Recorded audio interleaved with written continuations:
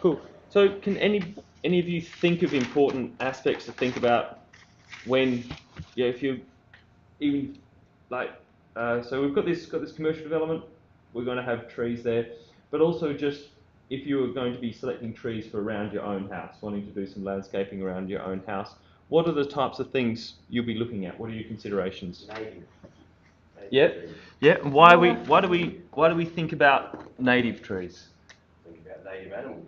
Yeah, yeah. They're also designed more for the environment Yeah, that they're being planted in. Like we have a dry state, so they yeah, tend to be used to that.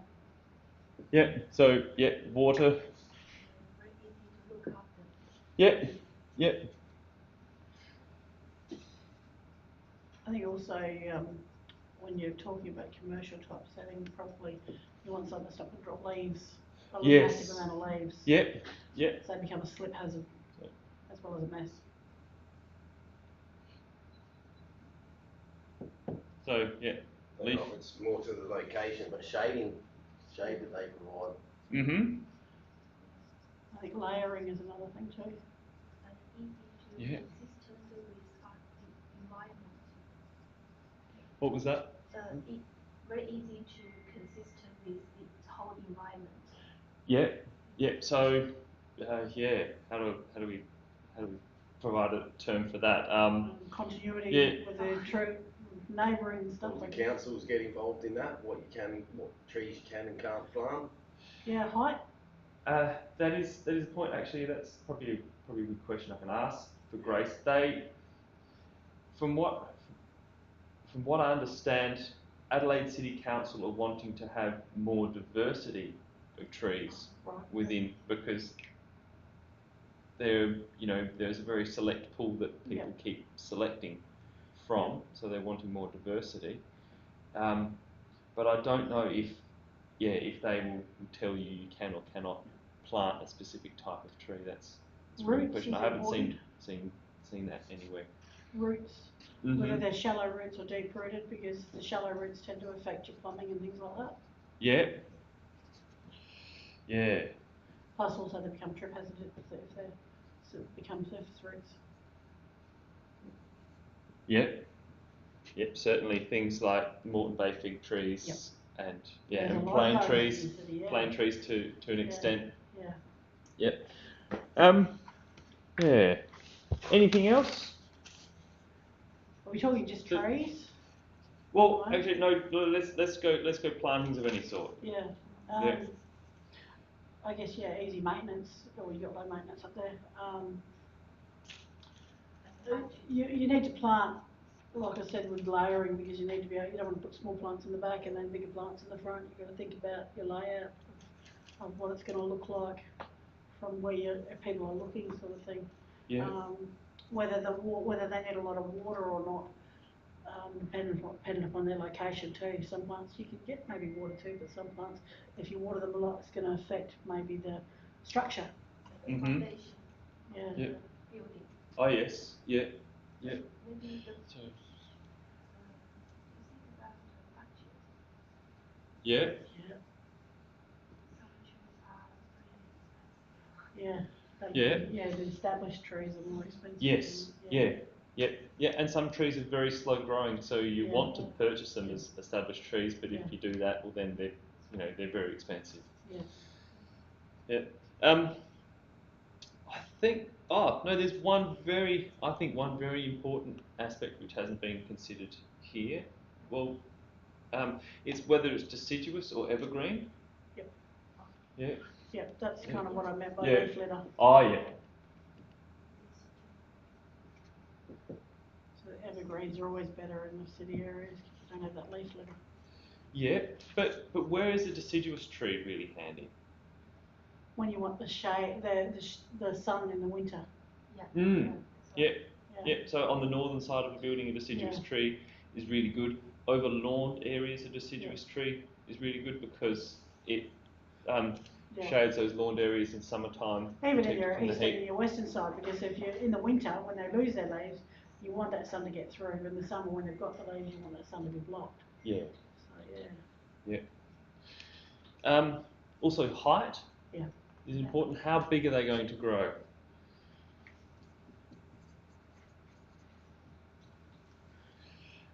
I guess we sort of alluded to this, privacy and screening, whether we want it open or not. So I spoke about the subject development there at the Ayres House site, that it's a thoroughfare for people late at night. You want, how to say, you want to keep that fairly open and well lit in Safety. regards to safety and various other nefarious activities, graffiti or Yeah. whatnot. Covered natives in regards to local fauna, and so we've got possums there, we've got birds, etc. Another thing, I guess we sort of covered it in many of these aspects, but it's about amenity for the building occupants. So whether it provides good spaces for them to go outside in lunch breaks, etc., and have a bit of time for that. And another thing about the city is there is always that interplay between whether it is private or public space. A lot of space around buildings within the city ends up being used as public space. So, and you want to ensure that public space is used well, rather than like alluded to before, nefarious activities. When you get areas where few people go, that are secretive and are hidden within the centre of the city, you get activities happening there you don't want to have happening there, or people sleeping there, things like that. And then finally, aesthetics as well. How is that tree going to work with the design of the building, or are you going to create a certain aesthetic? So these are all things that you have to think about. I think shape of the tree too sometimes. Mm-hmm. You get trees that are very plump from the bottom. Yeah. Trees that are very skinny from the bottom. So a tree that's going to be fairly tall, that's got a long trunk, you can put in those areas because the leaf is not going to be in the way, but it still gives you that shade, it gives you that beautiful appearance. Yep. Yeah. Yep. It doesn't take away from the safety or the privacy or the security of the building sort of thing. Mm. Yep. Yep. So it's that shape, that creating that canopy and and that shade and the access around. Another thing you mentioned just now is safety as well, and that's another aspect. Falling, branches falling. So eucalypts are notorious for that as well. And so so although certainly I guess it's a bit of a trade-off, one aspect versus another, but our natives great for the environment, the local, so support the native fauna, don't use a lot of water, etc., but can be problematic for car parks. Yep. So for our project specifically, what you will receive at some point once you've worked your way through. So you go through and you get to the point of the task for reports, and once you've done that, there will be various reports available to you. So a bit of information here from AS 2890 in regards to car parking. However, I think all of you are very familiar with that already from our project 2. Shouldn't be many surprises in that for you. But we've also got here an arborist report to go through. So arborist reports, they relate to typically the health of a tree and give advice as to whether trees should or could be retained and what is required and what the risks are around that.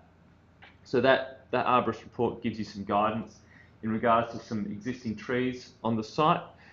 And in terms of those existing trees, you get that information from this Revit file here, which I just went to open just now, and it hasn't shown me anything. I don't have Revit on my desk back in the office, so I haven't been able to check that there. Well, if you've opened it, there's nothing there. There's nothing there. Yeah. Did you press the light bulb? See it's been hidden away. Let's have a look. There should be a little light bulb. Light bulb.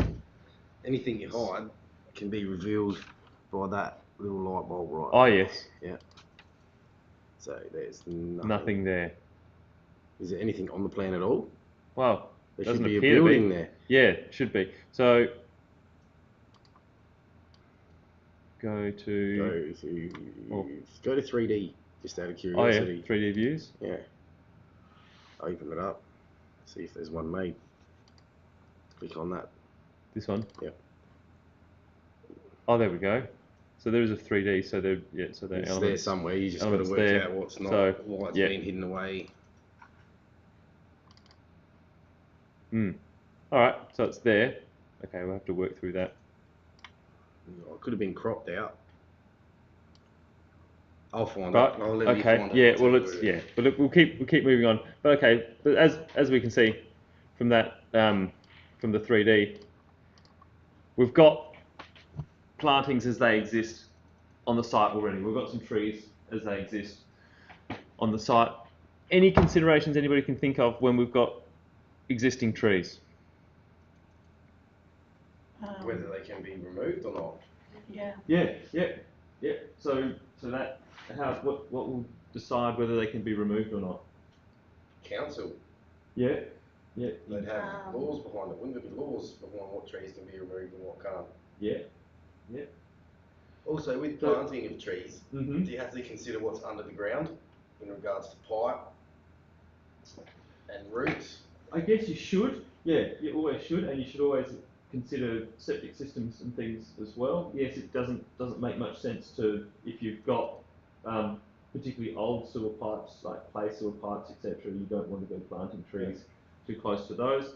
And yeah, and in terms of easements for electrical, if you've got underground services and there are easements for those underground services, if you go putting trees on those areas for underground services, I don't know the ins and outs and probably shouldn't comment on it, but I think you'd be at risk of having to pay for tree removal for that. It's expensive. Yes, and that's the other thing I wanted to get to in regards to removing existing trees. Removing trees is expensive. Yeah. So we've got whether the council has any involvement on it, and that will relate to whether they're significant trees. There are two ways we can find out whether they're significant trees. One is we can have a look at the Adelaide Development Plan. So we can go through go the old way through the Adelaide Development Plan, look at the various different maps, and see and flick through the maps, and we'll see the triangle for the location of a significant tree. Or you just go through the Salus or SA Map Viewer to also find identification of significant trees within Adelaide there. So you have a look for those significant trees. If they're marked in the Adelaide Development Plan, well then those trees are significant trees. The other way of working out whether they're a significant tree is to measure the trunk, and we'll get into that a little bit. So we've got those two aspects as to whether it's a significant tree and whether the council will allow you to remove it. And with this project, like all the other projects, we don't expect you to go on site and start measuring up trees. So that's not something you'll be doing. It is a fictitious exercise. So the only way you can find out whether we have any significant trees on this site is from the information that we give you via the Learn portal, or information that's on the planning documents from the Adelaide City Council. In regards to budget, so removal of trees is very expensive, and removal of trees in areas that are a tight access and where you've got a lot of risk from falling limbs, etc. It increases the expense significantly, because it increases the risk and the liability to the tree contractors for removing those trees. So a lot of your cost is borne into how difficult it is to get into that site and take the tree out piece by piece and mulch it up if necessary, or remove all the timber. The other aspect of removing trees is that, unlike buildings, trees take time. So there needs to be a great deal of thought and planning involved before you start removing trees, because they're not quickly and readily replaced.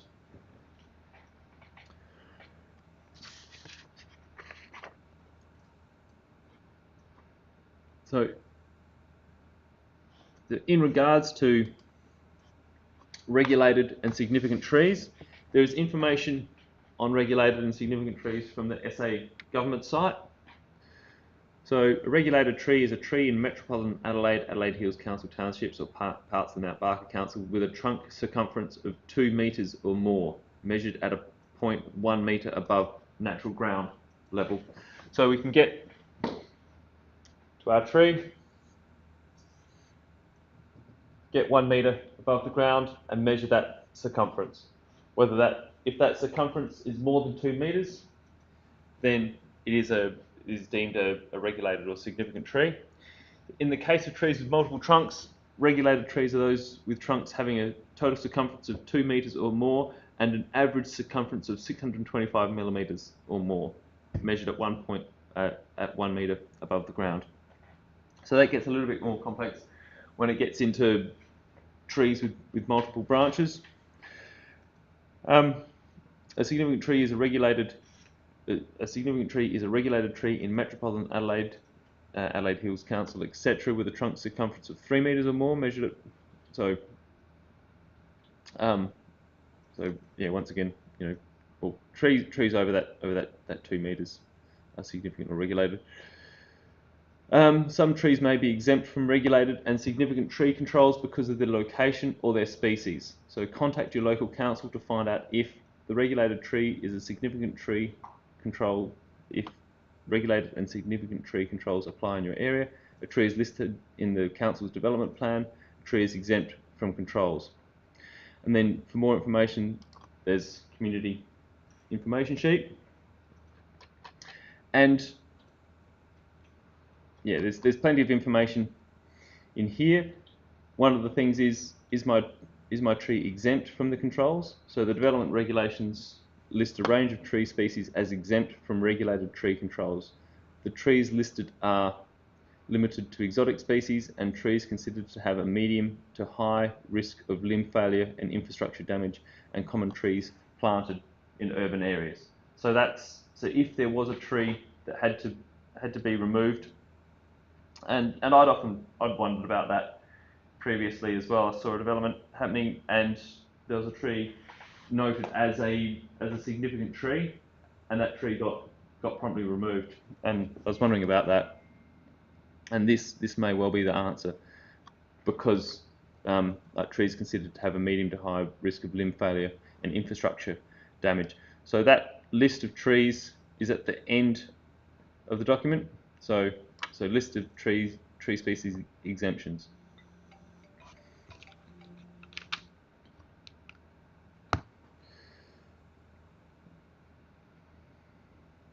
And other information here in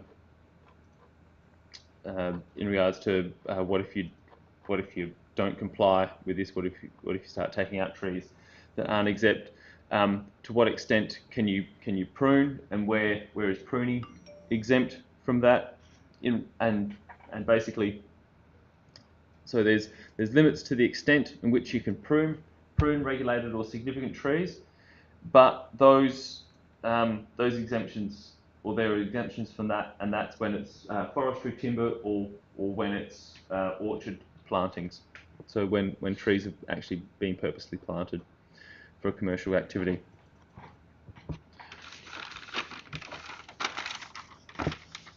Another way, so we got that information as to how we determine whether a tree is significant or not at its circumference a metre above the ground.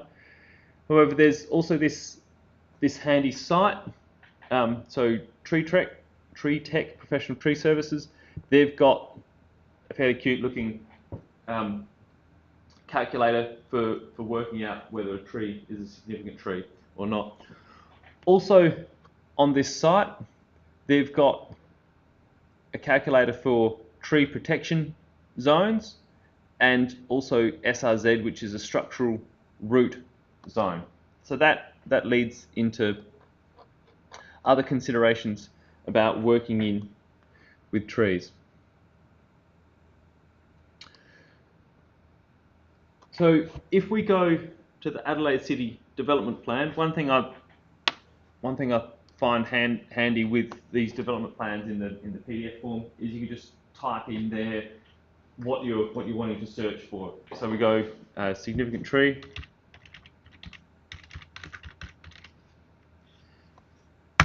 In the City of Adelaide Development Plan, and flick through and see where that is mentioned. So we've got significant trees on page number 90, so we can go and have a look at that.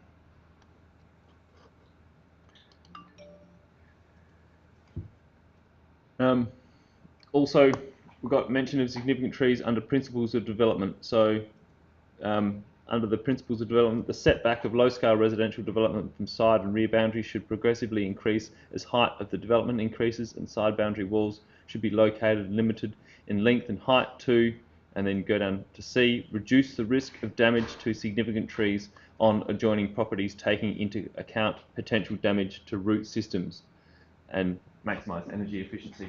So if there's a significant tree in a neighbouring allotment, you still have to consider that significant tree and take into account potential to damage root systems, and that leads us into the tree protection zones and structural root zones of trees.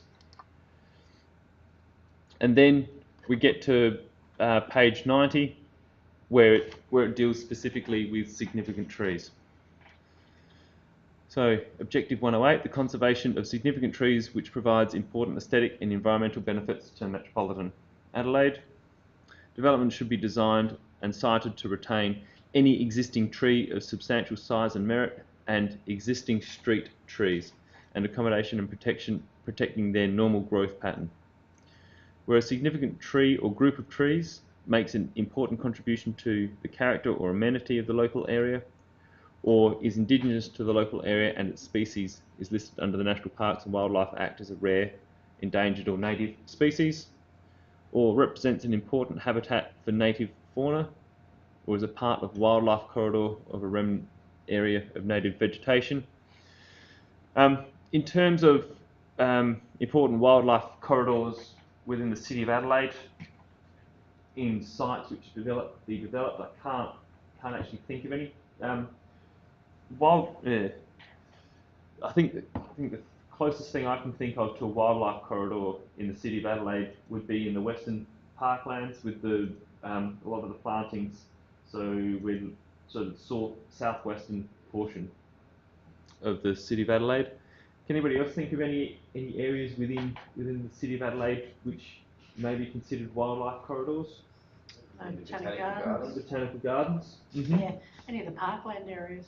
Yeah. You've got parklands and the squares. You've got 4 squares around Adelaide. Yeah, I think the squares you probably wouldn't consider them to be wildlife corridors. Maybe. For birds, I would think. For birds? Yeah. Okay, yeah, certainly for birds, yeah. I don't know if they'd get possums there, but they might. Yeah, there's plenty of possums in the parks. Yeah. What's that? Some of them are pretty wild. Yeah. On certain occasions, yes.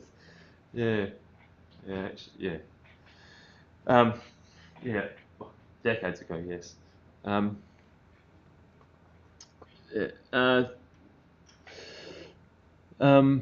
So it is important to maintain maintenance of biodiversity in the local environment, or forms of notable visual element to the landscape of the local area. Development should preserve these attributes. So some of those important attributes, some of them less important attributes, or less likely to be encountered. Development should be undertaken with minimum adverse effect on the health of a significant tree. So before we go looking at structural root zones and tree protection zones, can any of you think about how development will impact upon the health of a tree? We've got a really notable example actually in Burnside. Burnside. So every effort to preserve that mature gum tree. Millions of dollars, exactly. But what they ended up no, won't wade into it. But yeah, but so tree ended up dying without sufficient access to the environment that it is that it's suited to living in. And so our development in proximity to trees, how can that affect our trees? What sort of things do we have to consider? So what was the reason that that tree died? Was it because of the fact that it didn't get the water that it used to get? Or do they know why it died? No, well, maybe people know why it died. I don't know why it died. Yeah, but it may be because it didn't get water to its roots. So typically, I mean, I'm sure that they watered it, but the root structure would be as big as the top. Generally. Yeah. Well, yes. Typically the way a lot of plants work is that they'll have their canopy like this, and then with leaves facing down this way, water droplets tend to be directed to fall here at this point here.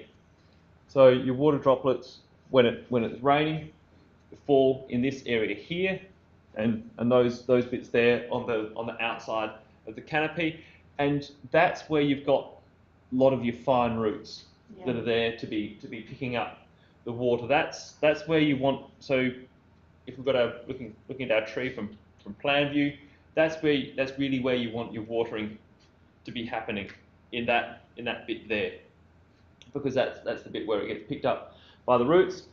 Possibly that wasn't done adequately or correctly with. Surely they've got an expert in, though. Yeah, you think? Yeah, surely they've got yeah. They didn't just go, oh yeah, we'll just do this and it'll be fine. Like, yeah. That was the proper authority. Yeah, and so we can only have a guess as to why. Other things that can contribute to. Oh, can you guys think of any other things that will contribute to the health of a tree in regards to development? So we've got that. Yeah, photosynthesis, isn't it? That's the whole everything to do with the tree. Yeah. Well, it's part of it. Yeah. Part of it. Well, air too. The trees breathe. Yeah. So I don't know whether it was restricted on its amount of air it got. Yeah. Well, in that certain scenario, yes. Yeah. Restriction to air and because trees want to have access to carbon dioxide. Yeah. And then and other times of the day they want to have access to oxygen. Yeah. That may be maybe a thing. Probably a whole bunch of contributing factors. It may be a whole bunch of contributing factors. Yeah. What about damage to the roots too? Because they would have had to cut some of the roots to get the building foundations in. Yes. That may be. So disturbance of roots, compaction of soil. So when you get soil compacted, roots won't behave the same. So there's access to water, but then also roots take up nutrients from the soil. Another thing, actually, just chatting with my brother about this the other day, because he's an orchardist, or sort of hobby orchardist. No, orchardist. So has a small orchard. What he's looking to do is increase the microbiome in the soil. Yeah. Because what he's finding is that the way that orchard had been managed previously, it sets it up that it actually requires a lot of fertilizer to be put on there, because the microbiome has, it's come to rely upon that. And you can buy tablets that actually are the microbes, and you just put them in the ground and they release. Yeah. I've done that with my plants. Yeah. And it's amazing the difference. Yeah. It's amazing. So it works. So inoculations work. There's a company called Trofort that have these tablets. Basically, they're like a pellet, and you just put them in the ground, and then microbes, and they're released into the ground once they start getting moisture. I know when they have oil spills in the desert, they dump a whole heap of urea on the thing. There's massive amounts of it. Okay. See, that wouldn't be good for the ground. Massive amounts of it out there. I built a shed that's not a lot smaller than probably the top half of this building, and that's all they stored in there. So if there's a spill, they come and they dump heaps of it on there. That would wreck the ground. That would wreck the ground. That's what comes out of your pee. Yeah. I don't know why the acid they do in that, would but that's what they do. be too high for the normal ground level. Yeah. Yeah, not sure. I know there's certainly reactions that happen between diesel and urea. Maybe it's got something to do with that. But back to the biota in soil. That biota can affect how nutrient is taken up. Because you can have all that nutrient in the soil, but it's not bioavailable because you don't have the right biota happening within your soil.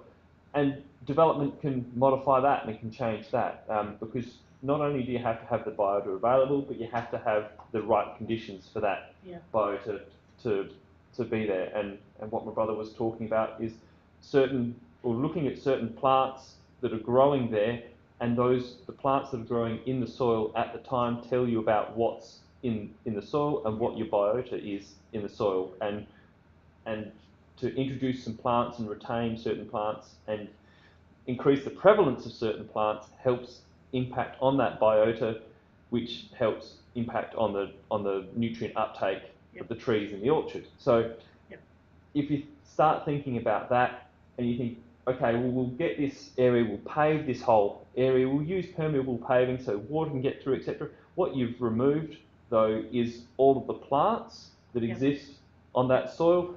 Are you going to impact on the biota of that soil? Is that tree going to have access to all of the nutrients? Some of those plants produce the nitrogen that's not required and all that other stuff. Yeah. Now that's probably way too involved and thinking in terms of our project. But if we start, carving up ground and putting in car parks close to trees, that's a possible risk as well. So that's probably So we've got photosynthesis, access to light, access to air in very rare circumstances, but then also disturbance of roots and compaction of soil, and then the changing ecosystems that relate to plants on the site. Probably what about liability in regards to that tree?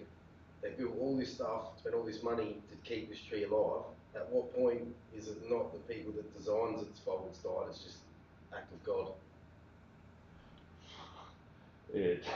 Well, there's got to be a liability there. Otherwise, why would you have bothered to build it all the way around it? Look, I guess a court determines that, they look at that and they say, well, we have these concurrence of events, and then we have this result at the end. Is there a causative?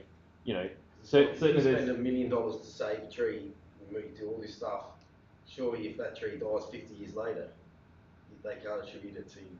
Because a tree can live for. Yeah.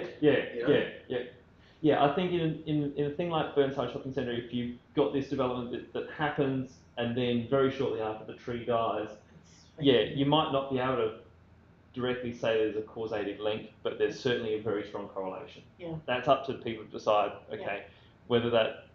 Whether that strong correlation is enough to go pointing fingers or not. But Have they chopped it down or have they left it? I don't know. I hope they've done something amazing with it.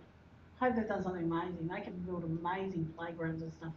Trees on Kangaroo Island, the school. Yeah. We had these Japanese guys come over, and they basically, that's what they do. They turn trees, dying trees or even living trees, into amazing playgrounds, and they've done that in the Kingscote campus. Yeah, right. Yeah. Really cool. Yeah, cool. They just use trees. Yeah. They use broken limbs, fallen limbs, and they use those in making the playgrounds. Really done something like that at Morialta as well. Nature play space at Morialta. Much like that as well, which is really good. So where were we? Can't get too far off track.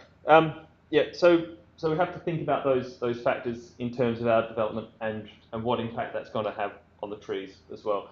Certainly with our project, we're given a building, we're given a site. There's a location of that building on the site that makes sense. There's not a great deal of choice around that may have impact on trees. What you guys can really control and think about is car parking, where that car parking is going to go. And then you can also think about plantings and about landscaping that will help mitigate any of those adverse impacts on the trees. So development should be undertaken with the minimum adverse effect on the health of a significant tree. Significant trees should be preserved and tree damaging activities should not be undertaken unless in case of tree removal. So if that tree is going to be removed, well then I guess any development work that would adversely impact upon that is null. The tree is diseased and its life expectancy is short. So that's where we get into arborist reports. So if we've got an arborist report that says, yeah, look, this tree is dying, it's got these fungal growths, it's got this dieback, etc. That tree is best removed. The tree represents an unacceptable risk to public or private safety. So if it is a species of tree which drops limbs, etc., or if it's a tree which is dying, then it represents unacceptable risk to public or private safety.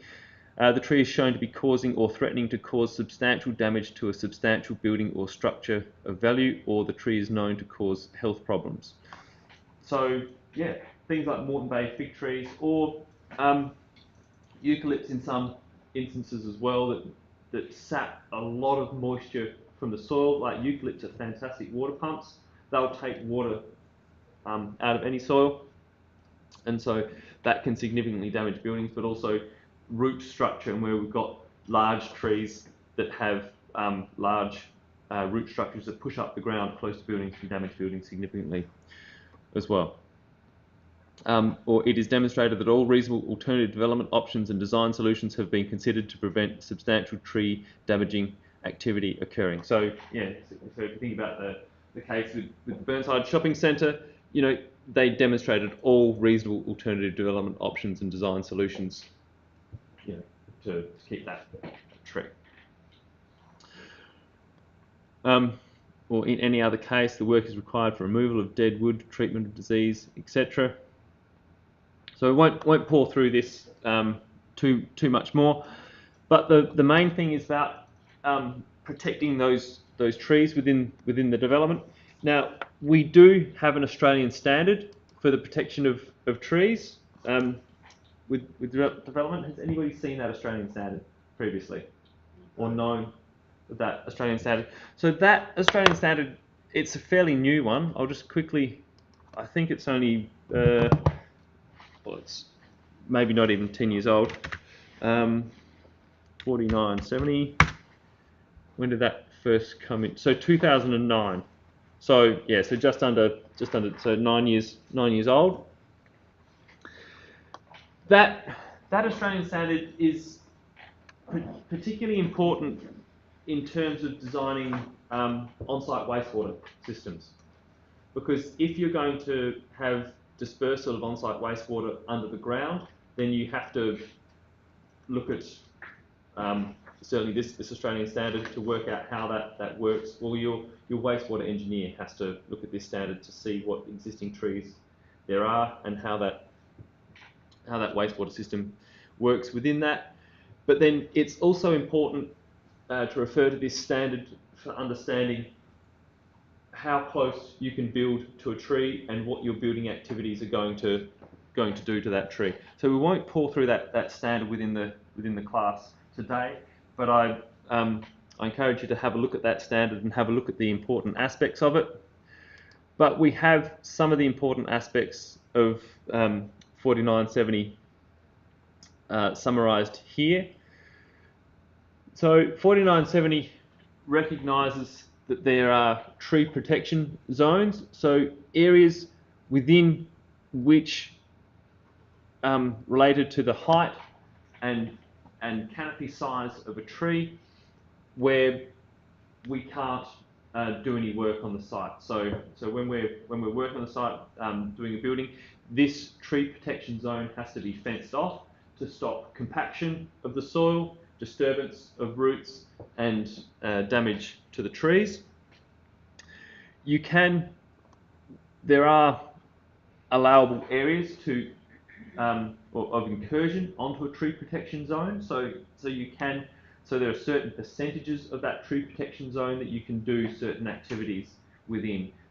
So that incursion may be the removal of soil and compaction of soil for car parking, or that may be an incursion relating to footings, etc. And I had to look at it previously for building a shed close to a tree, and I was surprised at the extent of allowable incursion on that tree protection zone you can make with footings. It was actually fairly large. I can't remember off the top of my head what that was, but it was something like about 30% of that tree protection zone you're actually able to build in. Now that's going to have a significant impact on the tree. So these are not really onerous regulations, but they're regulations there to, I guess, provide some protection for trees on development sites. So there's the tree protection zone for within building, and then there's also structural root zones. So a reporting arborist will happily collect any data the client requests. The more data collected and included in an arborist report, the more it costs for the tree reports that are used for planning applications. Often SRZ, structural root zone, will be included. However, there is very rarely a need for this. So tree protection zones comes up often. Structural root zone is a more useful tool when assessing a tree after root damage has occurred inadvertently. This may occur when where a neighbour is constructing near a fence line and digs out trenches without considering the nearby tree. The structural root zone calculation provides the arborist and lawyer a tool by which they can say they have excavated within the calculated SRZ and therefore the tree is likely to fall over. It's now high risk because the trench is inside the structural root zone. So it relates to what's actually holding up that tree, not what's keeping it alive, but whether that tree then poses a risk to surrounding buildings or public safety. So within our Australian standard 4970, we've got information that relates to the activities you can do, the development activities you can do close to trees, and what's considered outside the boundaries. And on this Tree Tech site, you've also got calculators for tree protection zone and structural root zone as well. And and then beyond that, so finally, once we've gone through the considerations of our significant trees, how much car parking we need and how we can weave that in, we can start thinking about what other trees do we want to bring onto the site. So we've got our existing trees, got to think about the trees that we're retaining, trees that we're taking out, and then we can start thinking about what trees we want to bring in. Several ways of going about that. So we think about the important aspects of our trees, the ones that we've listed up there. Are we looking for natives? Do we want deciduous? Are falling leaves going to be an issue for car park areas? Do we want to be water conscious? Do we want to have shading? Do we want to have these outdoor areas? So we think about the important aspects of that. And one way of going about it is to go to a major the site of a major nursery in Adelaide and type in the various different aspects you want for a tree. But in searching around, I found this handy plant selector from Botanic Gardens of South Australia, where you can enter in your suburb. So let's 5,000, and we'll select trees or other plant forms. But we'll start off with trees, and then we can go into refine search, and we can have a look at form, foliage, flower colour, evergreen deciduous flower type, flowering time, canopy shade, trunk, and seasonal colour. So we can choose for all of these aspects. And going into form, we have small tree up to 7 metres, medium tree between 5 and 11 metres, or tall tree which exceeds 10 metres.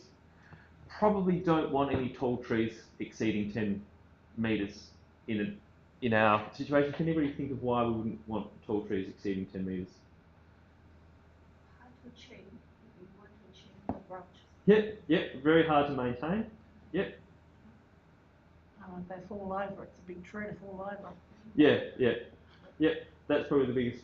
Yeah, I was thinking future liability. Yeah. So think about you know, we want these trees to provide shade and amenity, etc. But when they're up, you know, more than 10 metres, I mean, Plus also like their root base, like their trunks are going to get bigger and bigger. If you've Yeah. only got a section between your car parking spaces like a metre wide, that trunk's going to possibly destroy the yeah, car park area. yes, yeah, that, yes, yep, yep, and yeah, and you have to allow for large spaces around them for that drip line for where the water is going as well. So that's probably the first thing I'd be looking at. I'd go, okay, well, we don't really want tall trees. We want to narrow that down a bit. And then probably think about evergreen and deciduous. You know, think about that. But then beyond that, probably go your hardest. Think about, you know, and take it to the extent that you want to take it. You know, what sort of colours, what sort of layering you want in your landscaping. Then also we'll just do one quickly. Up to 7 metres. Let's say it's deciduous. Let's go for some red foliage. See if there is red foliage. It's probably burgundy. No, oh yes, yep. So let's go for burgundy. All right. We get 1, right. It's pretty cool But tool though, because it shows you what the tree looks like in the flower. Yeah, yeah. And so you can select these images.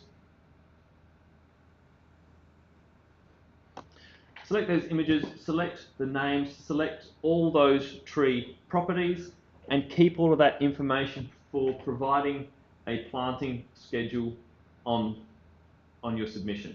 So you can have these images say, this is what the tree looks like, this is expected size, this is its type, this is its origin, this is where it's from, this is where the drought tolerant. Put all that information in with all of your planting guide for your landscaping, and then that planting guide relates back to your site plan, so you delineate where on your site those particular plants are going to go.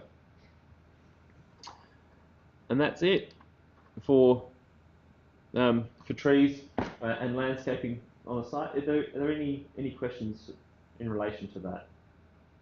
Anything more? What I didn't cover is sedges and grasses, etc.